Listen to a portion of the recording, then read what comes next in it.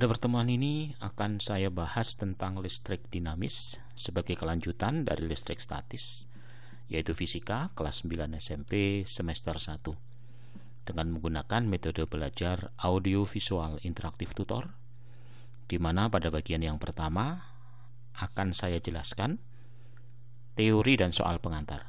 Tolong pahami, bisa diulang, bisa juga di pause untuk kalian catat, sehingga kalian bisa punya catatan yang rapi, punya ringkasan rumus yang lengkap untuk bab ini.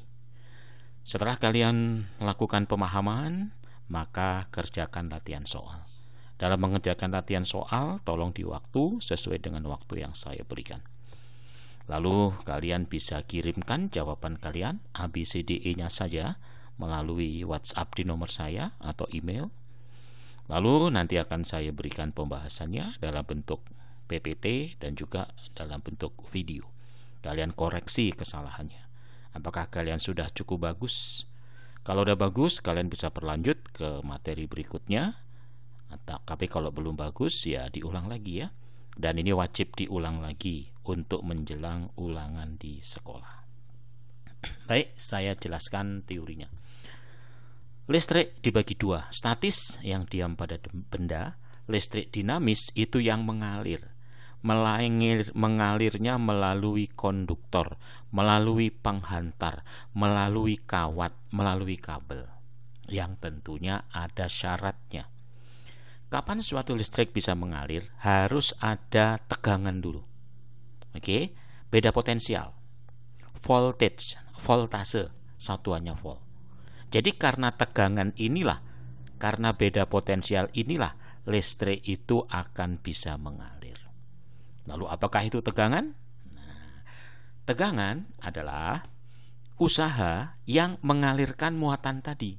Usaha itu kerja itu work. W berarti V itu adalah W, kerja, usaha, dibagi muatan.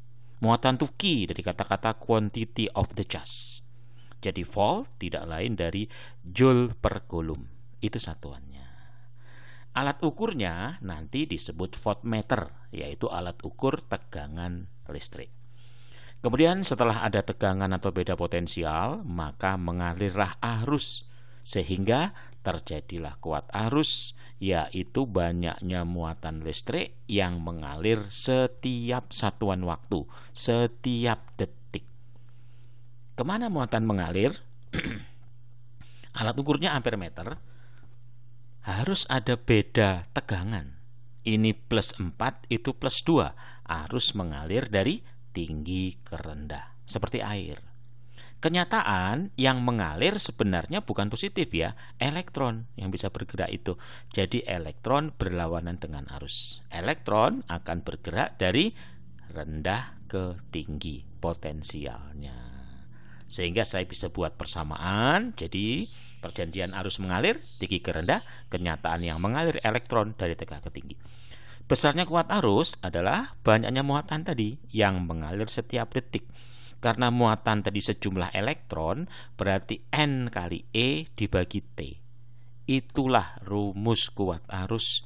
Bisa menggunakan Q per T, muatan dibagi waktu, bisa menggunakan NE per T, jumlah elektron, muatan elektron, sebaiknya hafal ya, 1,619 dan dia minus, dibagi T-nya harus dalam satuan detik.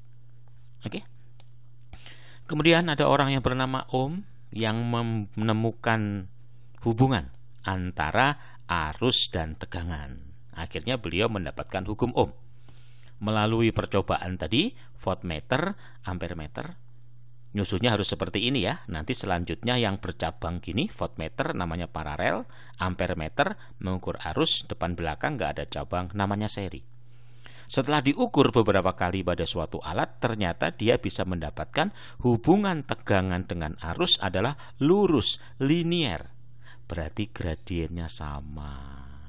Kesimpulannya apa? Gradien itu Y dibagi X, V dibagi I, perbandingan V dibagi I itu selalu sama karena garisnya lurus. Nah, V dibagi itulah yang menyatakan hambatan. Jadi kalau dibuat rumus hukum Ohm itu V dibagi I itu sama dengan R, atau V sama dengan I kali R. V itu tegangan, I itu arus, R itu hambatan.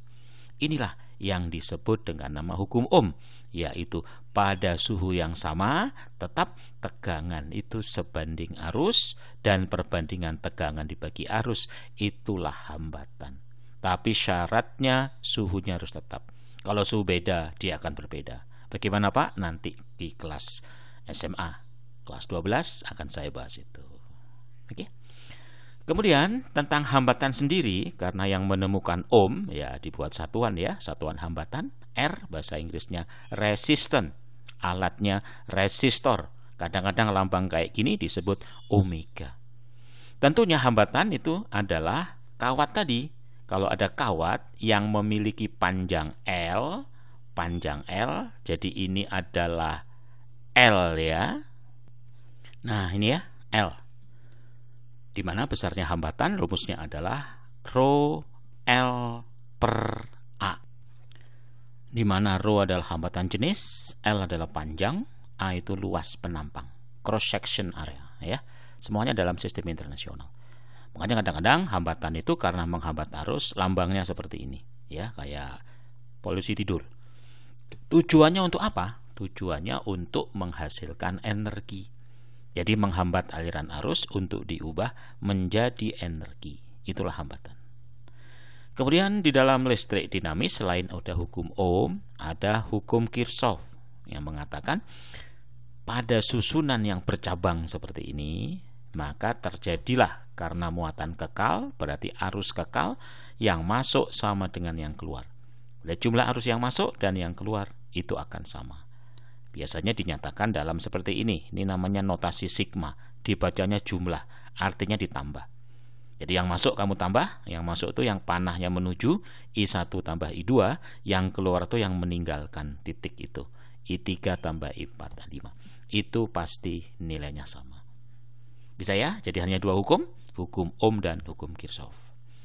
Lalu pemakaiannya nanti namanya listrik itu selalu disusun-susun, dirangkai. Nanti ada rangkaian terbuka, lalu ada rangkaian tertutup. Kita lihat rangkaian terbuka. Rangkaian terbuka itu ada yang seperti ini, lurus tanpa cabang. Ngerti? Namanya susunan seri. Kalau ini I1, I2, I3, R1, R2, R3. Bagaimana I seri? Bagaimana R seri? Bagaimana V seri? Sesuai dengan hukum Ohm dan hukum Kirchhoff, maka kita tentukan. Lalu kalau paralel seperti ini, cabang ya, hubungannya adalah karena nggak ada cabang, berarti I seri sama dengan I1 sama dengan I2 sama dengan I3. Lalu tegangan itu kan jarak sebenarnya ya. Berarti kalau semua V seri ditambah V1, V2, V3. Karena I-nya sama, V sebanding R, maka otomatis R-nya persis seperti V, ditambah. Ini kalau susunan seri. Lalu bagaimana kalau paralel? Kebalikannya.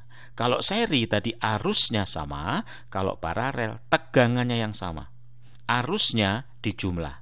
Karena tegangannya sama sesuai dengan hukum Ohm, V itu I per R, ya kan? Lalu V-nya dicoret, maka hubungan untuk mencari R paralel didapatkan rumus seperti ini. Seper RP sama dengan gitu ya, seper R1, R2, R3. Lama sekali menggunakan rumus ini, saya kasih cara cepat. Ini cara cepat paralel. Kalau hanya ada dua, cukup aja kaliin bagi tambahin. Kalau sama dibagi jumlahnya. Misalnya ini 999, langsung 9 bagi 3. Nah kalau ada 3, gunakan KPK. Tahu KPK ya? Kelipatan persekutuan terkecil dibagi jumlah kelipatan. Sambil belajar matematik ya. Jadi nanti hampir tidak pernah kita gunakan rumus umum di sekolah atau di buku-buku ini. Nanti pembahasannya langsung saya pakai rumus cepat paralel. Ini kalau 2, ini kalau sama, ini kalau lebih dari 2. Oke? Berarti ada rangkaian tertutup. Ya, ada tutup rangkaian. Tutup rangkaian itu adalah baterai, sumber tegangan. Seperti ini. Ini rangkaian tertutup. Nah, rangkaiannya disebut loop karena muter. Ini tanda baterai ya. Yang panjang itu plus, yang pendek itu min. Baterai sumber tegangan itu punya gigi L namanya, gaya gerak listrik, yaitu tegangan sumber. Dan baterai punya hambatan dalam namanya R kecil. Oke, hubungannya seperti hukum Ohm, yaitu tegangan tapi taksum sama dengan I arus, R-nya kan nggak ada cabang, di seri ditambah R besar R kecil. Nah, VI kali R tetap berlaku, tetapi VI kali R ini disebut tegangan jepit. Bisa ya? Tegangan suatu baterai setelah mengalir namanya tegangan jepit ini.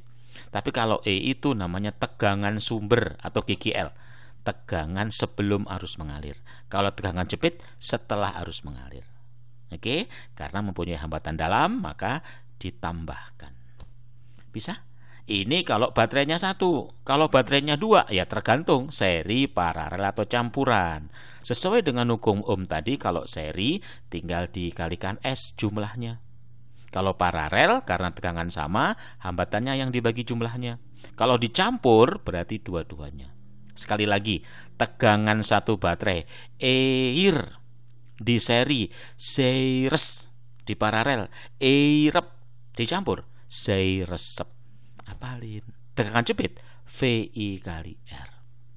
Bisa ya? Makanya tolong nanti dirangkum semua rumus fisika. Belajar fisika itu mudah sekali ya, mirip kayak matematik tapi bikin ringkasan rumus gitu loh, yang nggak boleh lebih dari 10 ya, 10 rumus saja, satu bab sebanyak apa kita rangkum nanti. Yang terakhir adalah energi listrik. Dari persamaan-persamaan listrik tadi maka kita bisa mendapatkan energi listrik ya, kerja tadi, yaitu energi yang dibawa oleh listrik. Kalau dalam SI satuannya joule, ingat-ingat 1 joule 0,24 kalori, tapi kalau 1 kalori di joule kebalikannya, dikali 4,2. Lalu berapakah energi yang dihasilkan oleh listrik? Ini rumusnya. Fik, fit, irit, frit. Saya ulangi, fik, fit, irit, frit.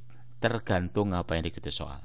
Nah, satuannya dalam SI yaitu joule. Kalau ingin ke dalam kalori cukup dikali dengan 0,24 saja. Inilah semua teori, semua catatan, semua rumus paling lengkap untuk listrik dinamis. Gitu ya. Dan sekarang saya jelaskan soal pengantarnya. Eko mengukur arus listrik 0,3 ampere. Apa artinya? Ingat rumus tadi? I sama dengan Q per T, NE per T. Maka I itu artinya kulum per detik. Jadi kalau 0,3 ampere artinya apa?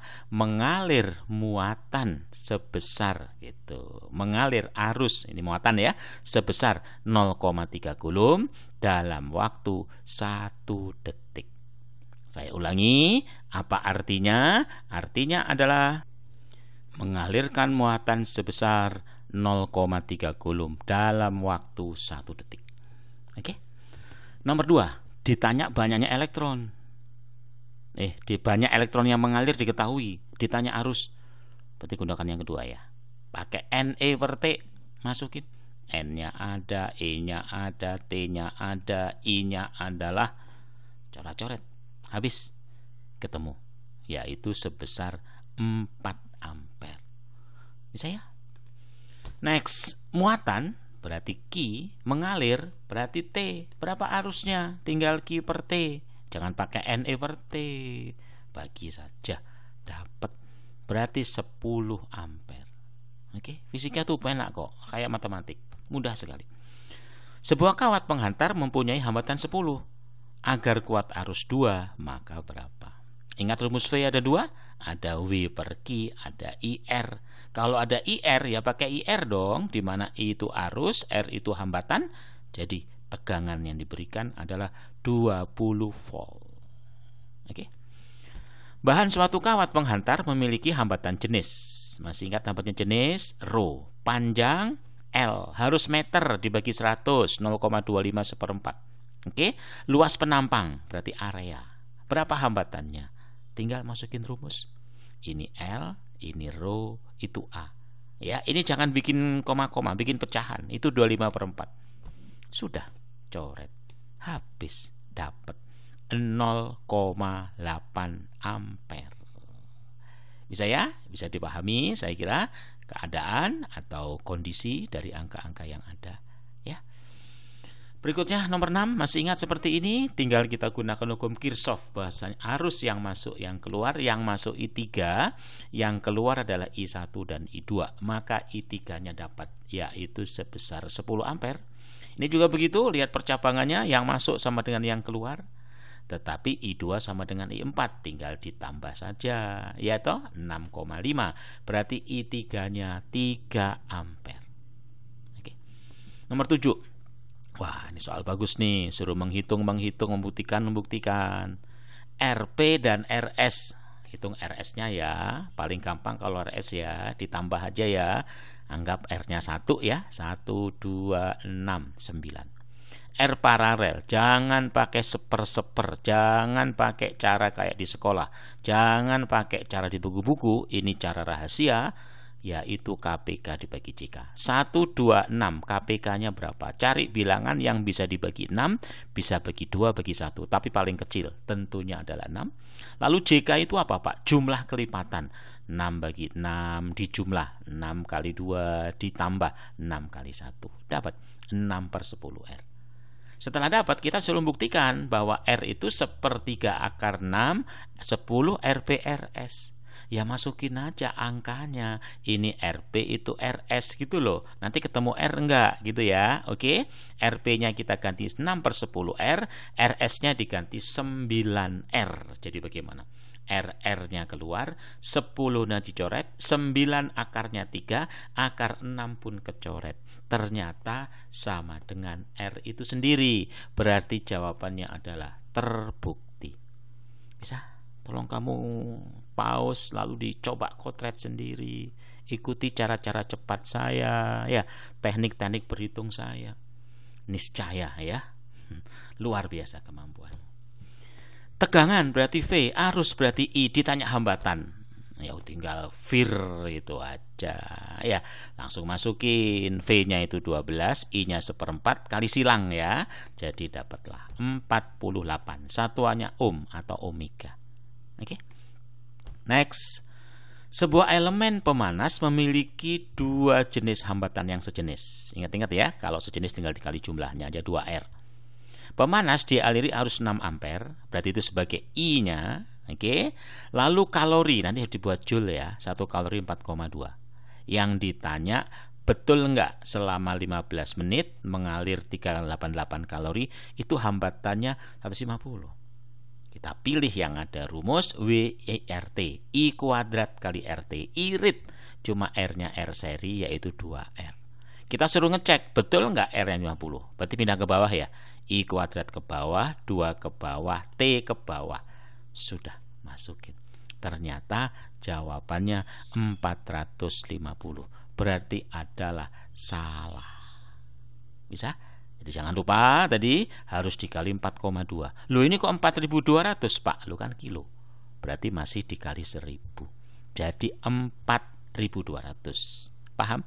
1 kilokalori 4.200 joule karena 1 kalori 4,2. Bisa ya? Nomor 10 habis semua pengantar. Nanti saya bikin rangkuman rumus.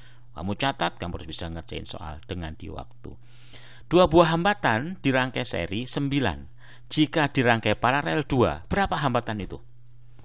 Anggap aja X Y ya. Kalau di seri ditambahkan X tambah Y 9. Kalau di paralel jangan pakai seper-seper dong, kaliin bagi tambahin. X plus Y sama dengan 2. Padahal X tambah Y tadi 9, langsung substitusikan, kaliin silang, berarti X Y adalah 18. Ngerti? Lalu X-nya kita ganti berapa? X-nya 9 min Y, substitusikan. Maka ketemu persamaan kuadrat. Kita pindahin, kita sama dengankan 0. Ternyata ada. Yaitu bisa 6 atau 3. Kalau Y-nya 6, ya berarti X-nya 3, kan biar 9. Nggak ada ketentuan siapa yang 3, siapa yang 6. Jadi kesimpulan kita, hambatan masing-masing itu adalah 3 ohm dan 6 ohm. Jangan lupa persamaan kuadrat, jangan lupa fungsi kuadrat, jangan lupa transformasi juga. Semua sudah saya sampaikan sehingga kamu siap menghadapi ujian akhir semester ini. Ya. Nah, inilah ringkasan rumus semua tentang listrik dinamis. Cuma berapa? Kotak 1, 2, 3, 4, 5, 6 kotak. Yang pertama rumus tegangan. Jangan taunya cuma W per Q. Bisa juga I kali R. Bisa juga tegangannya sama kalau paralel. Bisa juga tegangannya dijumlah kalau seri. Rumus I jangan hanya Q per T, bisa NE per T, bisa I-nya sama kalau seri, I-nya paralel ditambah sesuai hukum Kirchhoff. Lalu hambatan jangan cuma tahu rho L per A, kalau seri ditambah atau dikali jumlahnya, kalau paralel bisa kaliin bagi tambahin dibagi jumlahnya atau KPK dibagi JK. Dan ada namanya GGL. Ini rumus GGL. Kalau satu baterai, ini kalau ada P baterai di paralel, ini kalau ada S baterai di seri. S itu jumlah ya. Ini kalau dicampur, ada seri, ada paralel. Dan yang terakhir adalah rumus energi listrik. Fick, Fit, Irit, Frit. Ketemunya Joule. Nanti kalau dibuat kalori, jangan lupa dikalikan 0,24. Ya, kalian catat ringkasan rumus ini. Dan sekarang coba kalian kerjakan soal dalam waktu 20 sampai 30 menit. Ya, bisa kalian pause rekaman ini ya, dan akan saya hilangkan satu lembar ini dalam waktu 4 detik.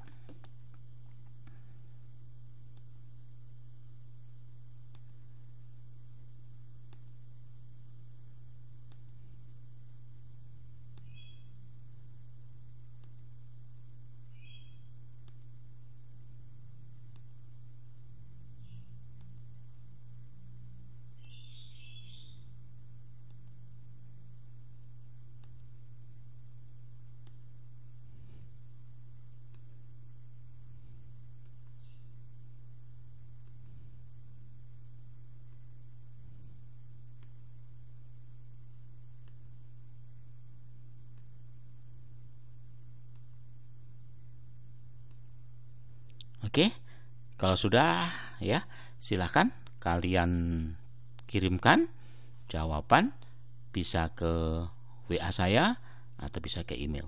Nanti akan saya berikan kunci jawaban, pembahasan dalam bentuk PPT serta videonya. Ya, sampai ketemu pada pembahasan-pembahasan berikutnya.